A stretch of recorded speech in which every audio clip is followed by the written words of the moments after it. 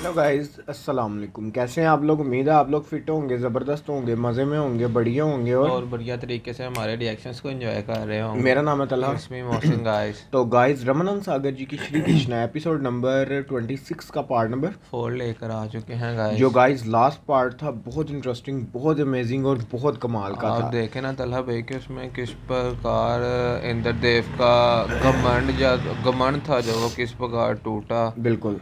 और कृष्णा जी चाह भी यही रहे थे, नहीं तो बलराम जी ने तो उन्हें पहले ही कहा था कि आप मुझे अनुमति दें, मैं अभी जाकर उनको इनका पराजित कर देता पराजित हूँ कर दूं। उन्होंने कहा और उन्हें नहीं पराजित करना, उनके अहंकार को पराजित करना है। पराजित तो हमने करना। देखा भी फिर किस प्रकार उनका अहंकार टूटा और उन्होंने उनके चरणों में आकर उनसे क्षमा भी मांगी और बिल्कुल। अपना पुत्र जो कि हम जानते हैं ऑलरेडी अर्जुन, अर्जुन। क्योंकि उन्हें हम महाभारत यार, में देख देख चुके हैं। चुके हैं बिल्कुल। उन्होंने कहा कि वो आपकी मीन्स के खिदमत करेंगे और मेरा यही उद्धार होगा। मैं मतलब कि आप, उन्होंने कहा कि आपने मेरे पुत्र का ख्याल रखना है। बिल्कुल। उन्होंने कहा कि जब तक मैं उसके साथ रहूंगा उसे उसको कोई कोई भी पराजित पराजित नहीं नहीं कर सकेगा। पाएगा सकेगा।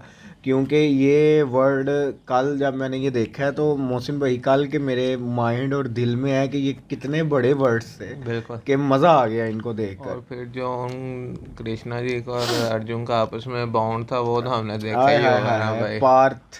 पार्थ वाला बॉन्ड। तो गाइस, बिना देर के चलते वीडियो की तरफ और देते हैं रिएक्शन, देखते हैं कि इस पार्ट में हमें क्या और कौन सी लीला देखने को मिलने वाली है।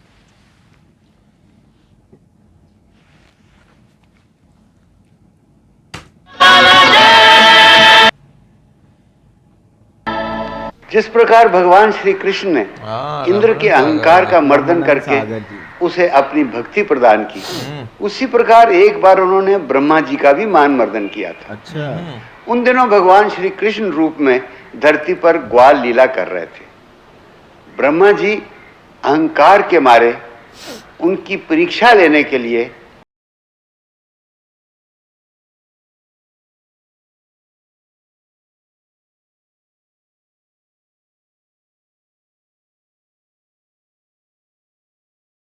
वहां उन्होंने एक अद्भुत दृश्य देखा कि श्री कृष्ण अपने ग्वाल सखाओं के साथ वन में अपराहन का भोजन कर रहे हैं और उन छोटी जाति के गंदे ग्वाल बालों के जूठे कौर स्वयं उनके मुंह से निकालकर वो अपने मुंह में लेके खा रहे हैं।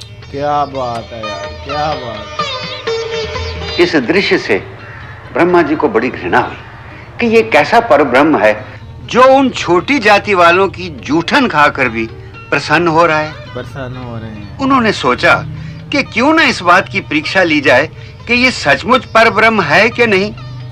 ये सोचकर ब्रह्मा ने पहले तो उनके गाय बछड़े चुरा लिए।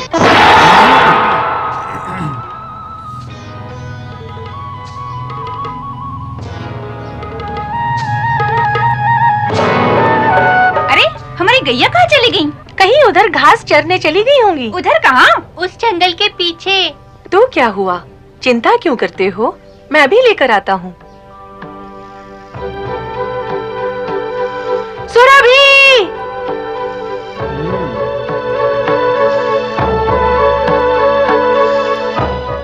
फिर जब श्री कृष्ण अपने गाय बछड़ों को खोजने गए तो ब्रह्मा जी ने एक और चाल चली।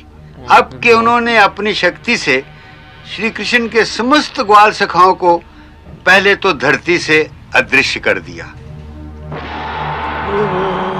अच्छा। और फिर स्वयं अपने ब्रह्मलोक में ले जाकर उन्हें छुपा दिया। उधर ब्रह्मा जी अपनी इस चाल पर बड़े प्रसन्न थे।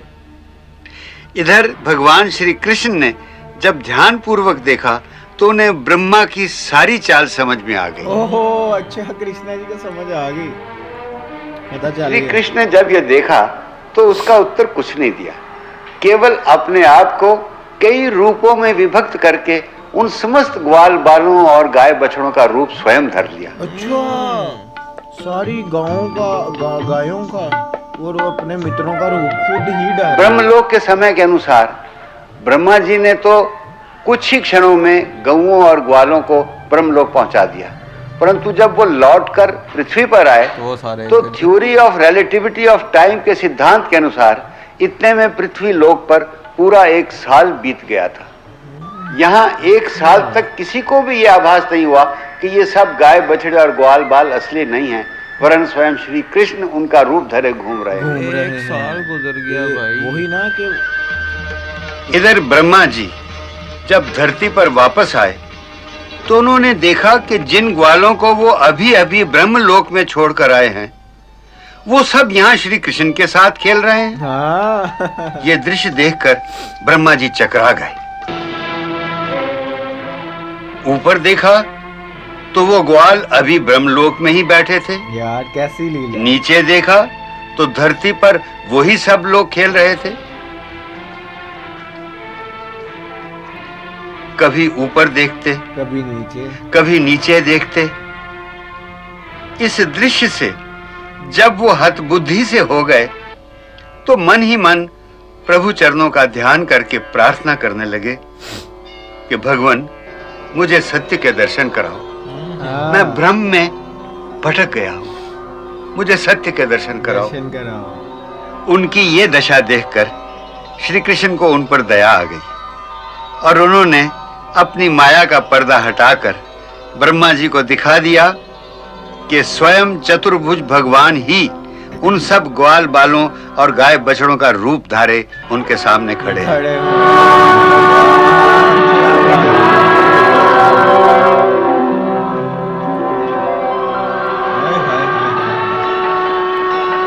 ये देखकर ब्रह्मा जी को अपनी भूल पर बड़ा पश्चाताप हुआ और वो क्षमा मांगने के लिए त्राहिमाम कहते हुए श्री कृष्ण के चरणों में गिर गए। त्राहिमाम, त्राहिमाम, त्राहिमाम, त्राहिमाम प्रभु, त्राहिमाम, त्राहिमाम, त्राहिमाम प्रभु, त्राहिमाम, त्राहिमाम।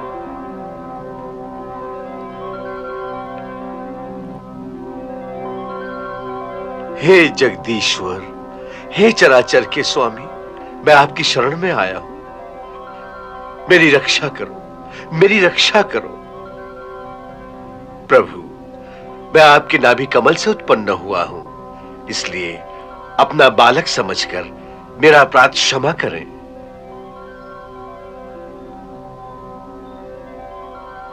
हे ब्रह्मदेव, समस्त प्राणियों के सृष्टा होकर भी अभी तक आपके मन में ऊंच नीच का भेदभाव क्यों नहीं मिटा? हाँ, क्यों नहीं मिटा?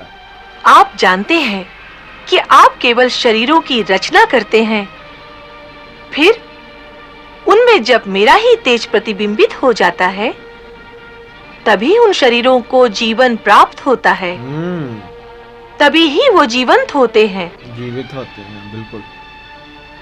पत्थर, पेड़, नदी, पर्वत, पशु, पक्षी, मानव, सुर, असुर, कीट, पतंग, इन सभी योनियों में जन्म लेने वाले प्राणियों की जीवात्मा में केवल मेरा ही रूप प्रतिबिंबित होता है। फिर आपकी दृष्टि में ये भेदभाव कैसे आ गया कि मैं ऊंच जाति का होकर यदि अधम जाति के हाथों से उन्हीं का जूठा कौर खाऊंगा तो मेरा ब्रह्मत्व नष्ट हो जाएगा। मैं केवल प्रेम का भूखा हूँ। जबरदस्त। यदि हीन से हीन प्राणी भी अपना जूठा ग्रास मुझे प्रेम से भेंट करें तो मैं उसे सर्वोत्तम भोग समझकर स्वीकार करता हूँ। हाय हाय हाय हाय, सर्वोत्तम। मेरे लिए कोई बड़ा नहीं, कोई छोटा नहीं, सबसे बड़ा तो केवल प्रेम है, जिसमें ना बड़ेपन का अहंकार होता है और ना ही छोटेपन की हीनता। प्रेम की कोई जाति नहीं होती। यही परम ज्ञान का मूल तत्व है, जिसे धारण करने से सृष्टि में सुख की वृद्धि हो जाती है। जब जब इस संसार में इस ज्ञान का लोप होता रहेगा तब तब सृष्टि में हाहाकार मच जाएगा। हे ब्रह्मदेव, प्रेम के इस मूल मंत्र को हृदय में धारण करने से आपको कभी कोई माया नहीं व्यापेगी। आप अपने लोक को प्रस्थान करिए। वस्तुतः भगवान दया के सागर हैं। और विशेषता यदि उनका कोई भक्त अहंकार के चक्रव्यूह में फंस जाए तो वो जितनी जल्दी हो उसके अहंकार को तोड़कर उसे फिर से अपनी शरण में ले लेते हैं। यहाँ तक श्री कृष्ण की पावगंड अवस्था की लीलाएं थी। अच्छा, अब अगले अध्याय से किशोर अवस्था की मधुर लीलाएं आरंभ होंगी। जय श्री यार मजा आ गया इस पार्ट का। मैंने इतना इसको एंजॉय किया और इतना कि मुझे मज़ा आया ना ये पार्ट देखकर। शुरू रमानंद सागर जी से हुई तो बहुत अच्छा लगा, क्योंकि पहले भी ये आए हैं, हमने देखा इनको, तो और इन्होंने जिस तरह ये एक्सप्लेन करते हैं मजा आ जाता है यार। अब मोहसिन भाई देखो ऑन कैमरा, अब आप देखो कि उनको पता ही नहीं था कि मैं कैमरे के आगे हूँ या मैं मेरी ये वीडियो बन रही है। वो तो ऐसे जैसे देखे ना अंदर से बात कर रहे हैं। अभी एक और बात बोला गया कि हमें इस चीज़ की श्योरिटी हो चुकी है, जिस तरह वो आके हमने लास्ट टाइम जब ये आए थे, हाँ जी रमन, जब उन्होंने बताया था कि जो हमें ऑथेंटिक विद प्रूफ जो हमें कॉन्सेप्ट्स मिले हमने वही ऐड करके उनसे सीन क्रिएट किए। उन्होंने कहा हालांकि लीलाएं और भी बहुत है, लेकिन जो कि जिनके प्रूफ हैं हमारे पास और जो मतलब के ढूंढने से मिले हैं और मिलेंगे आपको भी, तो हमने सिर्फ वही लीलाएं ऐड की हैं। देखे ना जो इस पार्ट में भी देखने को मिला कि जब ब्रह्मा जी ने उनका टेस्ट लेना चाहा कृष्णा जी का, पहले उनकी सारी गांवों को गायब कर दिया, फिर उनके मित्रों को गायब कर दिया, और जो टाइम लुइयन था इसके दरमियान मीन्स के जब वो यहाँ से धरती से लेकर लोक में गए और वहाँ कोई टाइम नहीं लगा, कोई मीन्स के वो गए और यूं वापस। रमानंद सागर जी ने बताया नहीं कि वो जब उनको छोड़कर वापस आए तो वही सारे इधर, इतना टाइम लगा, धरती पे 1 साल गुजर चुका था और किसी को पता ही नहीं कि ये सारी लीला कृष्णा जी की रची हुई है, कि जो सबको वो गायें और उनके मित्र नजर आ रहे हैं वो तो यहाँ है ही नहीं। और जब आगे जब ब्रह्मा जी ने देखा वो खुद कंफ्यूज हो गए कि ये क्या सीन है भाई, ऊपर भी नीचे भी। उसके बाद वो प्रभु की शरण में आए हैं और उन्होंने कहा प्रभु ये क्या लीला है, ये क्या चमत्कार है, मुझे बताएं।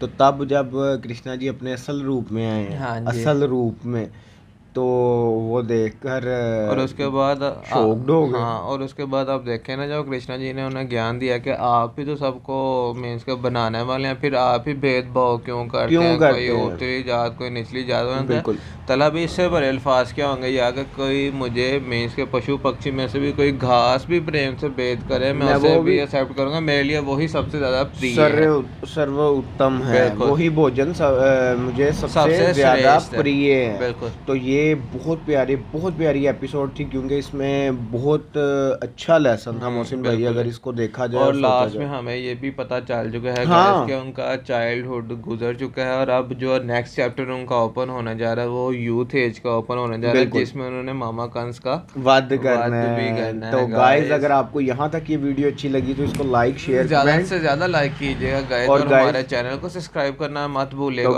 हमारे साथ जुड़े रहिएगा क्योंकि अब तो आगे नेक्स्ट स्टेज पर जाने वाले हैं। तो मिलते हैं नेक्स्ट वीडियो नेक्स्ट पार्ट के साथ। Love you.